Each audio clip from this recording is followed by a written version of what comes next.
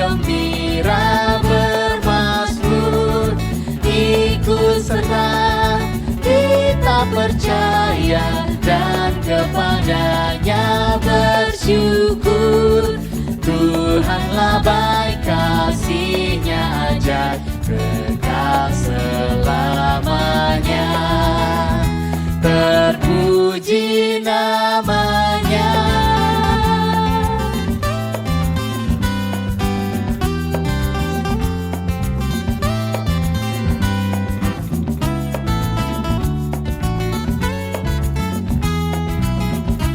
Kita nyanyikan bait yang ketiga, dulu telah dari himpitan. Dulu telah dari himpitan, Dia bebaskan umat-Nya. Habis mendung, Dia berikan sinar mentari yang cerah. Puji terus Yang Maha Kudus, beban-Mu yang berat digantinya berkat.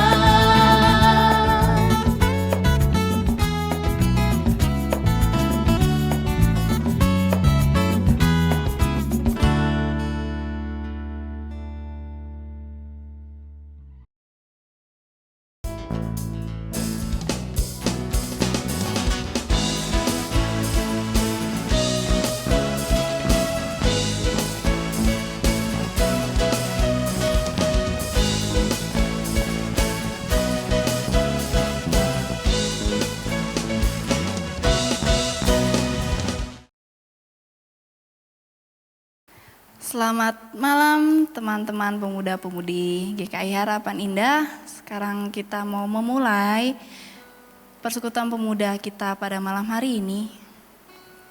Mari kita siapkan hati kita.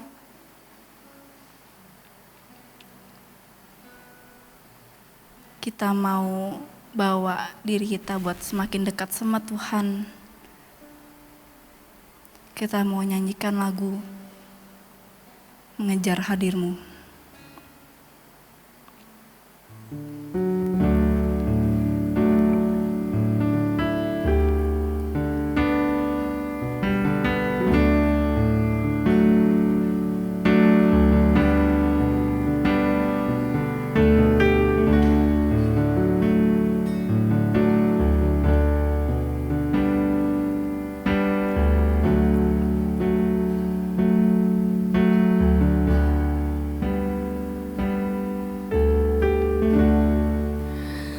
Dekat padamu, itu rinduku. Teman-teman boleh ambil sikap saat teduh. Setiap kataku, kau Kita maknai lagu ini lebih dalam lagi. Bahwa di dalam hidup kita, kita cuma perlu Tuhan. Satu kasih Dan ketika kita bisa deket sama Tuhan, kini ku datang dan ku kita punya semuanya. hidupku. Karena cuma Tuhan yang kita perlu dalam hidup kita. Wajahmu mengikuti, Nikmatin bait tiap bait dalam lagu ini. mengejar hadir-Mu Kapan terakhir kali teman-teman datang dalam hidupku. secara pribadi ke Tuhan? Membawa sembahku, menyatakan Kita nikmatin lirik demi lirik dari lagu ini. mengejar hadir-Mu dalam hidupku. Kita angkat lagu ini sekali lagi.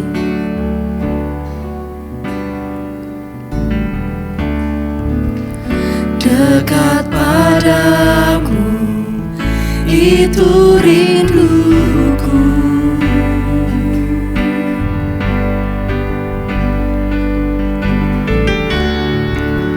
Setiap kataku kau pun menunggu. Tak kusangka ku temukan satu kasih yang abadi. Kini ku datang dan ku bawa hidupku. Ya Tuhan, ini kami Tuhan. Memandang wajah-Mu, mengikuti kebaikan-Mu, memejar hadir-Mu dalam hidupku. Yes Tuhan. Membawa sembahku, menyatakan kebesaran-Mu, mengejar hadir-Mu dalam hidupku. Kita katakan sekali lagi, mengejar Tuhan dalam hidup kita. Memandang wajah-Mu, mengikuti kebaikan-Mu, mengejar hadir-Mu dalam hidupku. Membawa sembahku, menyatakan kebesaran-Mu, mengejar hadir-Mu dalam hidupku. Memandang wajah-Mu Tuhan. Memandang wajah-Mu, mengikuti kebaikan-Mu, mengejar hadir-Mu dalam hidupku.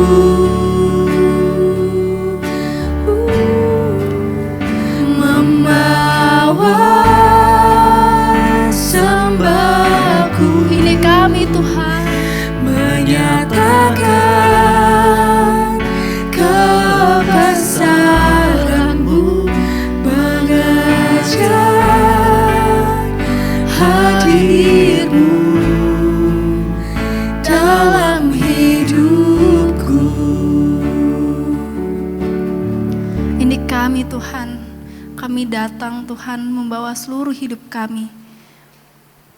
Kiranya Tuhan, Kau berkati Tuhan ketika kami mau memulai persekutuan pemuda kami pada malam hari ini.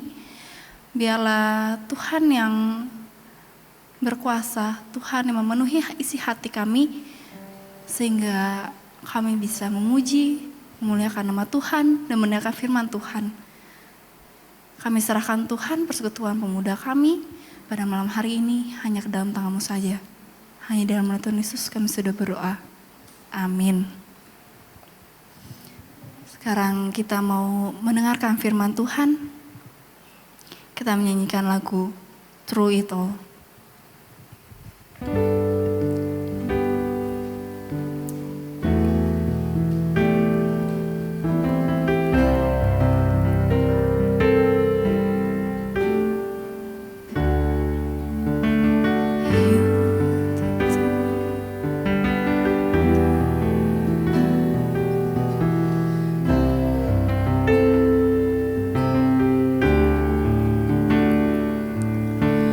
You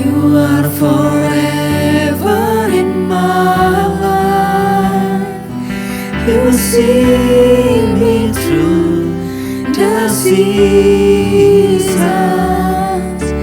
Cover me with your hands and lead me in your righteousness, and I look to you,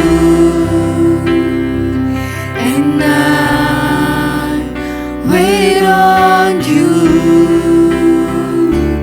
I'll sing to you, Lord, a hymn of love for your faithfulness to me. I'm carried in everlasting arms. You'll never let me go through it all. Kita nyanyikan lagu ini sekali lagi. Kita sadari bahwa Tuhan selalu ada dalam kehidupan kita, di setiap musim hidup kita. Apapun itu musimnya, Tuhan selalu ada bersama kita.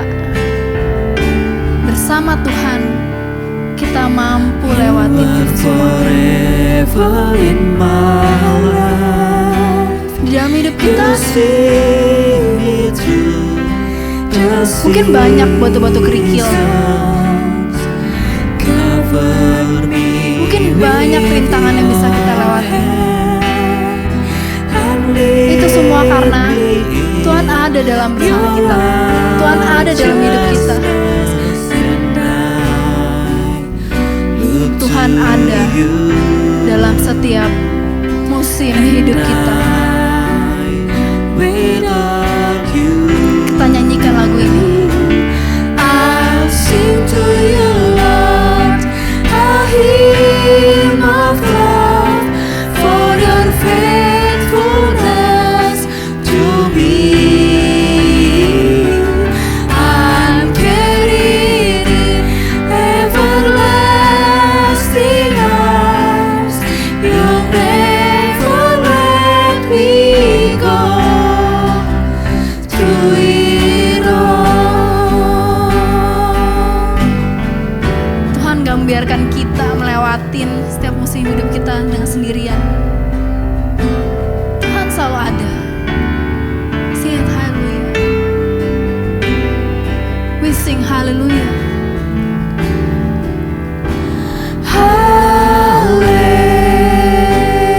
Hallelujah, hallelujah,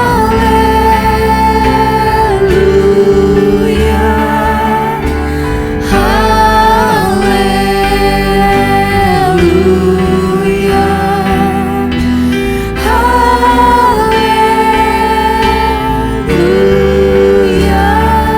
I'll sing to you, Lord, a hymn of love for your faithfulness to me. Yes, Tuhan.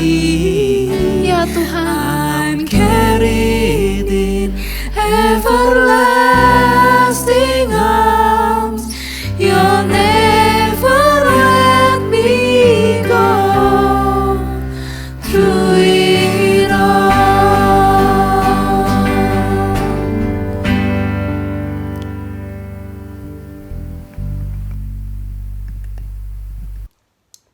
Shalom teman-teman Komisi Pemuda GKI Harapan Indah dikasih Tuhan.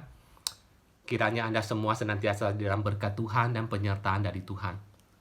Di tengah-tengah situasi yang masih pandemi COVID, tidak bisa berkumpul di gereja bersama-sama, tapi biarlah kita tidak patah semangat dan tetap bisa bersekutu sekalipun secara online.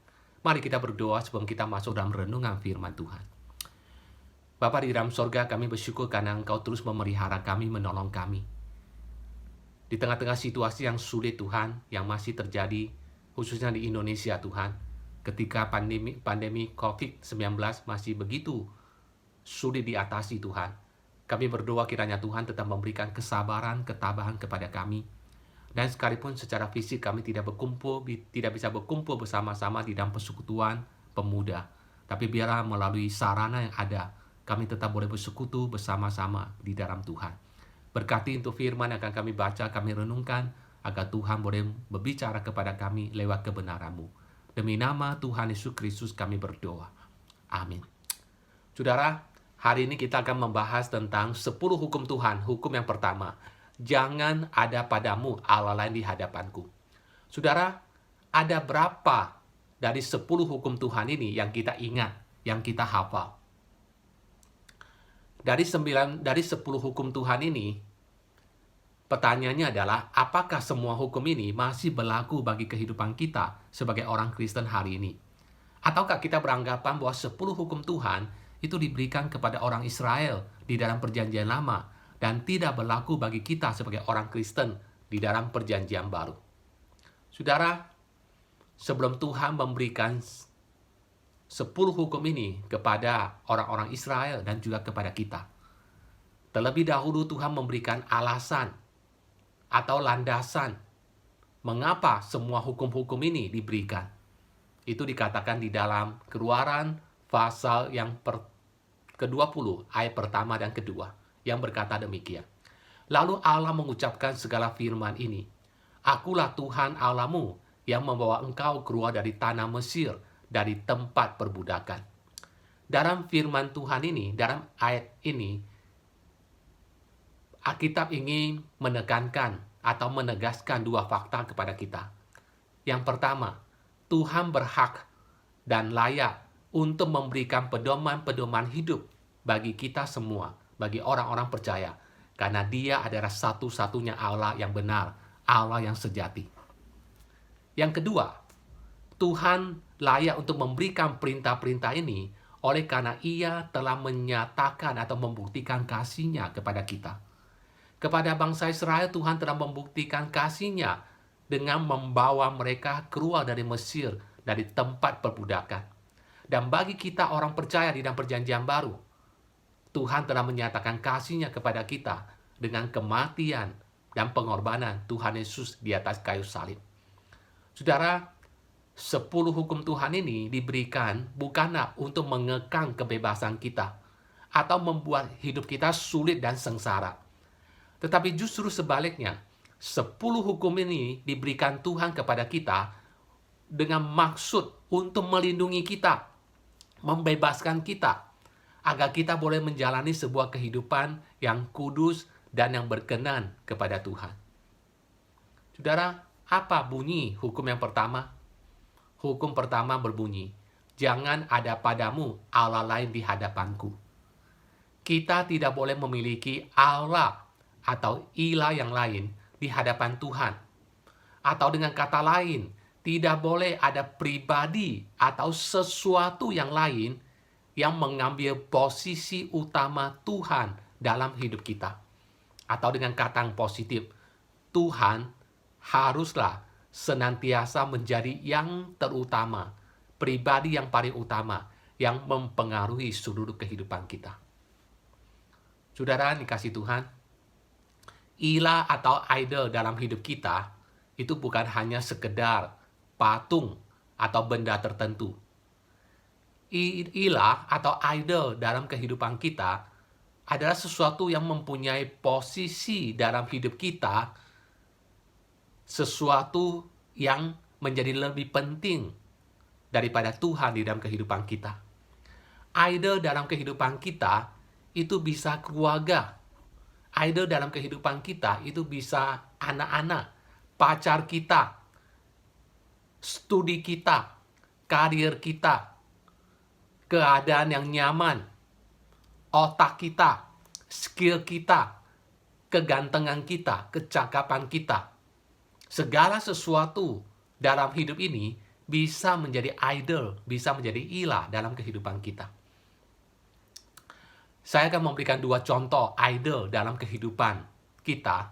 Satu dari Perjanjian Lama dan satu dari Perjanjian Baru. Saudara, di dalam Perjanjian Lama kita belajar kisah tentang Abraham. Tuhan berjanji kepada Abraham bahwa Tuhan akan memberikan keturunan kepada Abraham. sekalipun istrinya Sarah sudah mandul dan sudah tua, tapi Tuhan tetap berjanji bahwa melalui Sarah, Tuhan akan memberikan keturunan kepada Abraham. Bertahun-tahun lamanya Abraham dan Sarah menantikan janji-janji Tuhan. Tetapi pada akhirnya janji Tuhan digenapi. Di dalam usia yang sudah sangat tua, Sarah hamil dan melahirkan seorang anak laki-laki namanya Ishak. Ketika Ishak lahir, Abraham begitu bersuka cita. Abraham begitu bergirang dengan kehadiran dari Ishak anaknya. Ishak telah menjadi segala-galanya bagi Abraham. Ishak telah menjadi tumpuan harapan satu-satunya bagi Abraham. Ishak telah menjadi pengharapan dan penghiburan dan sumber rasa aman dalam kehidupan Abraham. Dengan kata lain, pusat atau center dari kehidupan Abraham sudah mulai bergeser, sudah mulai berubah. Yang tadinya Abraham berfokus kepada Tuhan sebagai center, sumber utama, sumber pengharapan, sumber rasa aman dalam hidupnya. Saat ini, ketika Abraham memiliki anak Ishak, maka sumber, center dari hidup Abraham mulai bergeser dari Tuhan menuju kepada anaknya Ishak. Itulah sebabnya Tuhan suatu hari memanggil Abraham dan berkata kepadanya di dalam Kejadian pasal 22. Ambillah anakmu yang tunggal itu yang engkau kasihi, yakni Ishak. Pergilah ke tanah Moria dan persembahkanlah dia di sana sebagai korban bakaran pada salah satu gunung yang akan kukatakan kepadamu. Saudara, saya yakin Abraham tidak mengerti perintah Tuhan ini.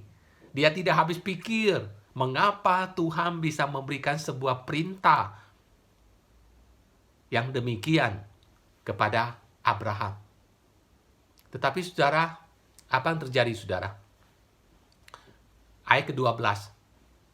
Ketika Abraham taat dan ingin menyembelih Ishak, maka Tuhan di dalam Kejadian pasal 22 ayat ke-12 berkata, lalu ia berfirman, jangan bunuh anak itu, dan jangan kau apa-apakan dia, sebab telah ku ketahui sekarang bahwa engkau takut akan Allah, dan engkau tidak segan-segan untuk menyerahkan anakmu yang tunggal kepadaku. Saudara, melalui ujian ini, Abraham menjadi sadar siapa sesungguhnya yang menjadi pusat dalam kehidupannya. Jikalau sebelumnya ia menjadikan Ishak anaknya sebagai pusat dari kehidupannya, sumber pengharapan, sumber rasa aman, sumber penghiburan bagi Abraham di masa tuanya. Maka ketika dia mengalami pencobaan ujian ini, Abraham kembali berfokus kepada Tuhan. Abraham kembali mengarahkan fokusnya kepada Tuhan, bahwa Tuhanlah satu-satunya yang menjadi fokus, yang menjadi pusat dalam kehidupannya. Setelah melalui proses ujian ini. Dan saudara, contoh di dalam perjanjian baru, dikatakan bahwa suatu hari, dicatat di dalam Lukas pasal 18, ayat 18 hingga 27. Ada seorang anak muda yang kaya raya, yang datang kepada Tuhan Yesus, dan berkata, Guru, apa yang harus aku lakukan, supaya aku memiliki hidup yang kekal? Saudara, ini kasih Tuhan. Lalu Tuhan itu memberikan jawaban, apa yang tertulis dalam firman Tuhan? Lalu orang itu mulai menyebutkan 10 hukum Tuhan. Lalu Tuhan mulai mengatakan, pergilah, lakukanlah. Saudara, apa yang kemudian dijawab oleh orang kaya itu? Dia mengatakan dia sudah melakukan semua hukum itu. Lalu Tuhan Yesus berkata di dalam ayat ke-22 dan 23 demikian. Mendengar itu, Yesus berkata kepadanya, masih tinggal satu hal lagi yang harus kau lakukan. Jualah segala yang kau miliki dan bagi-bagikanlah itu kepada orang-orang miskin. Maka engkau akan beroleh harta di sorga. Kemudian datanglah kemari dan ikutlah aku. Lalu dikatakan, ketika orang itu mendengar perkataan itu, ia menjadi amat sedih sebab ia sangat kaya. Saudara, mengapa Tuhan Yesus mengatakan kalimat ini? dan memberikan perintah ini kepada orang kaya itu? Apakah Tuhan Yesus ingin berkata bahwa kita harus menjadi orang miskin dulu, baru kita bisa diterima atau bisa menjadi orang Kristen? Tidak. Masalahnya bukan di soal kaya atau miskin. Masalahnya adalah karena Tuhan Yesus tahu bahwa fokus, hal yang utama, hal yang menjadi idol, ilah dalam kehidupan anak muda ini adalah kekayaannya. Hartanya, kekayaannya, itu telah menjadi idol dalam kehidupan orang ini. Dan dengan menjadikan uang kekayaannya sebagai idol, sesungguhnya anak muda ini sedang melanggar hukum yang pertama. Jangan ada padamu Allah lain di hadapanku. Saudara, bagaimana kita melanggar hukum yang pertama ini dalam kehidupan kita? Apa contoh-contoh pelanggaran kita terhadap hukum pertama ini dalam kehidupan kita? Sama seperti anak muda yang kaya dalam kisah di atas. Sebetulnya, seringkali kita juga melakukan hal yang sama seperti anak muda ini. Seringkali ada idol atau ada ilah-ilah yang lain dalam kehidupan kita. Contohnya adalah agama atau ajaran yang palsu. Saudara, agama itu bisa menjadi idol dalam hidup kita.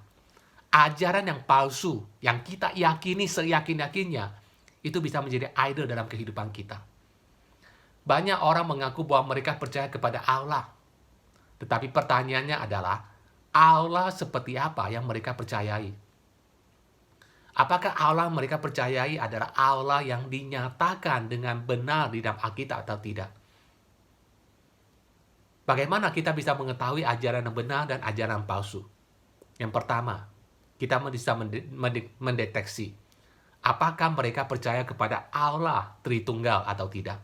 Bahwa kita percaya kepada Allah yang Esa, yang menyatakan diri dalam 3 pribadi. Allah Bapa, Allah Anak, dan Allah Roh Kudus. Kedua, apakah mereka menerima bahwa Yesus Kristus adalah Allah sepenuhnya dan juga manusia sepenuhnya? Ketiga, apakah mereka menerima kebangkitan Tuhan Yesus sebagai fakta sejarah dan Yesus bangkit secara jasmani?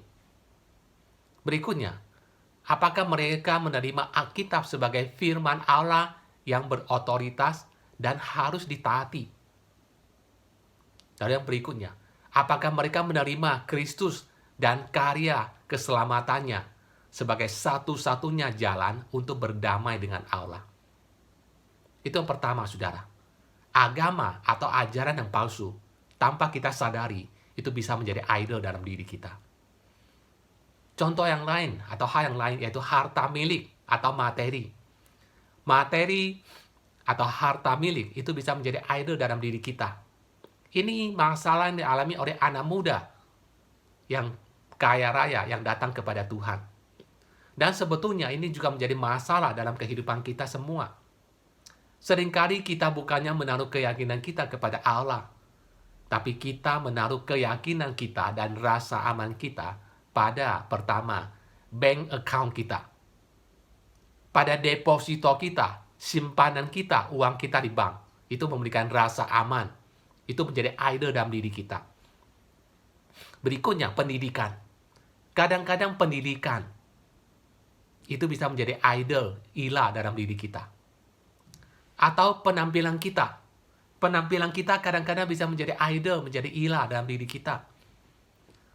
Atau barang-barang kita, semua harta benda kita, mobil kita, perhiasan kita, semua barang-barang berharga, itu bisa menjadi idol di dalam diri kita. Dan yang terjadi adalah kita menghabiskan seluruh waktu dalam hidup kita untuk mengejar materi. Karena kita menjadikan materi sebagai idol, ira dalam diri kita, maka sepanjang hidup kita selalu berusaha berfokus untuk mengejar, mencari materi sebanyak-banyaknya. Akibatnya, kita tidak pernah merasa cukup, selalu merasa kurang. Kita tidak pernah merasa puas dengan apa yang kita cari. Dan kita mengabaikan hal-hal yang paling penting dalam hidup kita, yang seharusnya menjadi fokus dari pencarian kita. Tuhan Yesus pernah bercerita tentang seorang kaya yang tambah hari tambah kaya, sehingga gudangnya tidak lagi muat untuk menampung segala hasil panennya. Maka dia berkata, dia ingin merombak gudangnya supaya menjadi lebih besar, lumbungnya menjadi lebih besar, dan dia akan menyimpan barang-barang atau hasil panen sebanyak-banyaknya. Lalu berkata kepada jiwanya, hai jiwaku, telah tersimpan begitu banyak kekayaan yang tidak habis dimakan. Sekarang kamu boleh berfoya-foya, kamu boleh bersenang-senang. Dan Alkitab berkata bahwa orang itu tidak tahu bahwa pada malam itu nyawanya akan diambil. Lalu semua dia kumpulkan akan menjadi sia-sia. Ia kehilangan segala-galanya. Saudara, hal berikutnya yang bisa menjadi ilah atau Allah dalam diri kita adalah diri kita sendiri. Meisme. Paulus pernah memberikan peringatan kepada Timotius dalam 2 Timotius pasal 3 yang berkata demikian. Ketahuilah bahwa pada hari-hari terakhir akan datang masa yang sukar. Manusia akan mencintai dirinya sendiri dan menjadi hamba uang. Saudara, mencintai diri sendiri itu bisa menjadi idol, menjadi ilah dalam diri kita. Kita berpusat kepada diri kita sendiri. Kita menjadikan diri kita sebagai center, pusat dari kehidupan kita. Dikatakan mencintai dirinya sendiri. Dan itu akan membuat orang melakukan apapun demi mendapatkan atau demi untuk kesenangan dirinya. Hal lain yang bisa menjadi idol, ilah dalam diri kita adalah nafsu kita ataupun segala hasrat kita. Paulus berkata di dalam Efesus 5 ayat ke-5, karena ingatlah ini baik-baik, tidak ada orang sundal, orang cemar, atau orang serakah, artinya penyembah berhala, yang mendapat bagian di dalam kerajaan Kristus dan Allah. Dan di dalam Filipi pasal 3 ayat 18 hingga 19 dikatakan, karena seperti yang telah kerap kali kukatakan kepadamu, dan yang kunyatakan pula sekarang sambil menangis, banyak orang yang hidup sebagai seteru salib Kristus. Kesudahan mereka ialah kebinasaan. Tuhan mereka ialah perut mereka. Kemuliaan mereka ialah aib mereka. Pikiran mereka semata-mata tertuju kepada perkara dunia ini. Saudara, nafsu kita, hasrat kita, segala keinginan-keinginan dalam diri kita, itu bisa menjadi idol dalam hidup kita. Terkadang kita menginginkan sesuatu, dan rasanya hidup kita tidak akan puas kalau kita tidak memiliki hal itu. Dan ketika nafsu kita, hasrat kita menjadi lebih penting dan utama daripada ketaatan kita kepada Tuhan, maka kita mulai melanggar hukum yang pertama ini. Ketika nafsu untuk berkuasa dan memiliki posisi begitu menguasai kita, sehingga kita rela melakukan apa saja, menghalalkan segala cara untuk mendapatkan posisi itu, kita sedang melanggar hukum yang pertama. Ketika kita membeli sesuatu, bukan karena kita membutuhkan barang itu, tapi hanya karena fashion, maka kita sedang melanggar hukum Tuhan. Ketika nafsu makan menjadi lebih utama daripada menjaga kesehatan tubuh kita, maka kita juga sedang melanggar hukum Tuhan. Saudara, ketika ada ilah atau idol yang lain dalam hidup kita selain Tuhan, maka kita telah jatuh ke dalam dosa penyembahan berhala dan melanggar hukum yang pertama ini. Dan sikap dan perbuatan kita ini membawa konsekuensi. Dan sudah pasti kita akan menerima disiplin dari Tuhan. Ada hal-hal yang Tuhan akan izinkan terjadi dalam kehidupan kita untuk membawa kita, untuk memproses kita, supaya kita boleh kembali kepada fokus yang semula, yaitu kembali berfokus kepada Tuhan, bukan berfokus kepada ilah-ilah, hal-hal yang lain dalam kehidupan kita. Kita perlu kembali kepada Tuhan, karena Ia adalah satu-satunya sumber, fokus, dan pusat dari kehidupan kita. Jangan ada padamu Allah yang lain di hadapanku. Kiranya Tuhan menolong kita semua. Amin. Ya teman-teman, sekarang tiba saatnya kita memberikan persembahan. Teman-teman bisa melakukan persembahan melalui transfer ke rekening ataupun men-scan QR code yang ada di layar. Sambil mengumpulkan persembahan, kita nyanyikan lagu Kecaplah dan Lihatlah.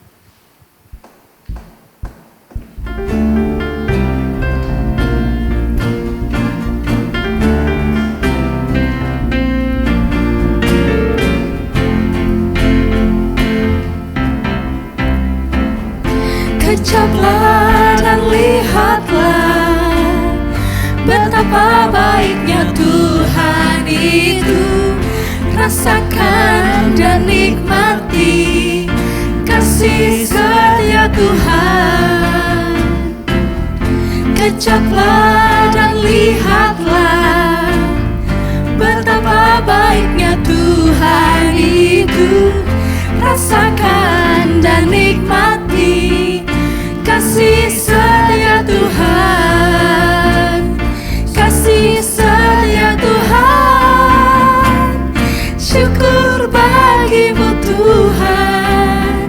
Segala hormat bagimu Tuhan. Allah yang mengasihiku, Allah yang memeliharaku. Syukur bagimu Tuhan. Segala hormat bagimu Tuhan. Allah yang mengasihiku, Allah yang memeliharaku selamanya. Kita membawa persembahan kita dalam doa. Mari kita bersatu dalam doa. Selamat malam Bapa, terima kasih Tuhan Yesus untuk penyertaan-Mu Tuhan selama hidup kami 1 minggu ini. Tak pernah putus Tuhan berkat-Mu Tuhan dalam hidup kami. Ini kami kumpulkan Tuhan persembahan kami sedikit dari apa yang telah Kau berikan dan telah Kau lakukan Tuhan dalam hidup kami. Inilah rasa syukur kami dan biarlah Tuhan Kau berkenan pada persembahan kami, Tuhan yang pakai untuk hormat dan kemuliaan bagi nama-Mu saja Bapa. Terima kasih Bapa, hanya Tuhan Yesus kami sudah berdoa, amin. Ya teman-teman, kita mau mengakhiri persekutuan pemuda kita pada malam hari ini. Kita nyanyikan lagu Sampai Akhir Hidupku.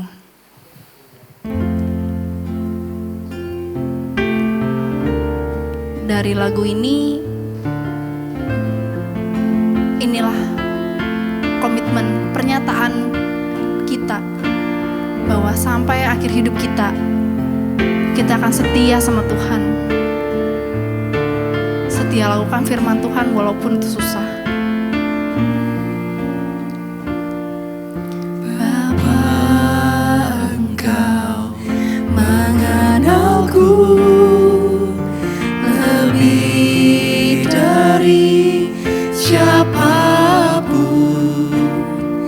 Engkau tahu ceritaku dan isi hatiku.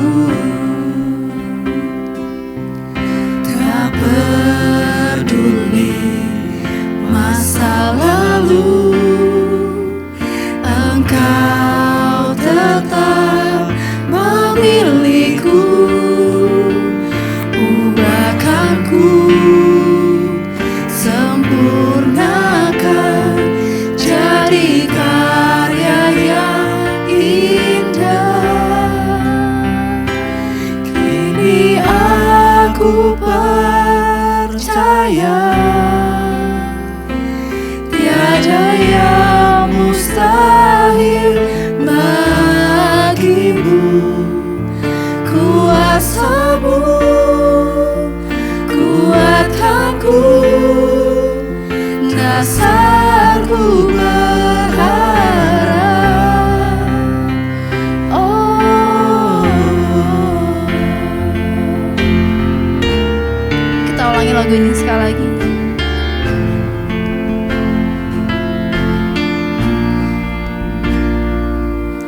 Bapa, Engkau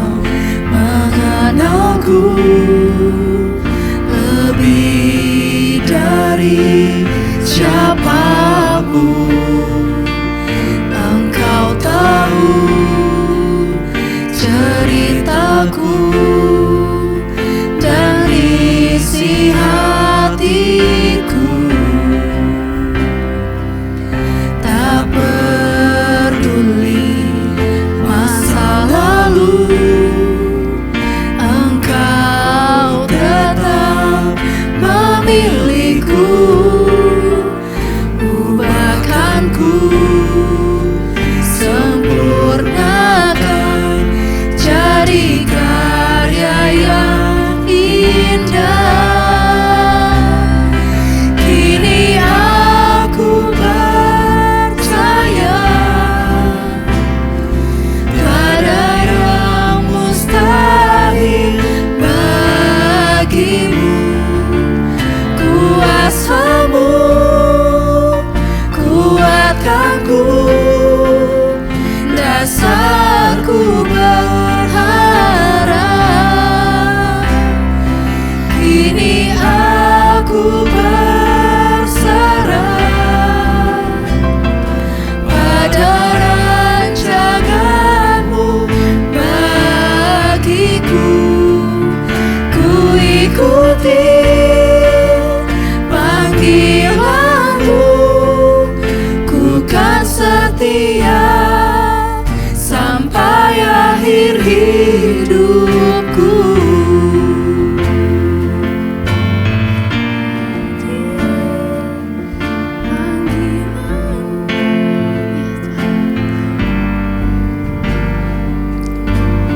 Katakan kini aku percaya. Kini aku percaya tiada yang mustahil bagimu. Kuasamu kuatkanku, dasarku berharap. Dan kini aku percaya pada rancanganmu bagiku. Ku ikuti panggilanmu, ku kan setia sampai akhir hidup. Ku ikuti panggilanmu, ku kan setia sampai akhir hidupku.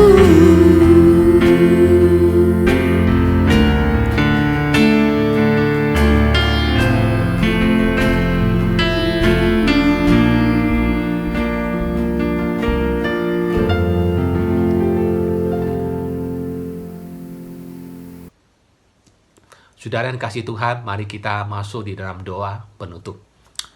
Bapa di dalam surga, terima kasih untuk penyertaan Tuhan di dalam persekutuan pemuda pada sore malam hari ini Tuhan.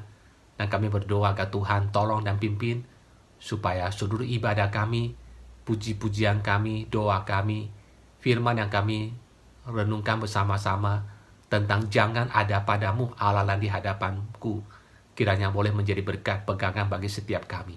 Kami serahkan kehidupan setiap kami satu persatu dalam tangan Tuhan, agar Tuhan yang terus menopang kami, menolong kami untuk tetap setia kepada Tuhan.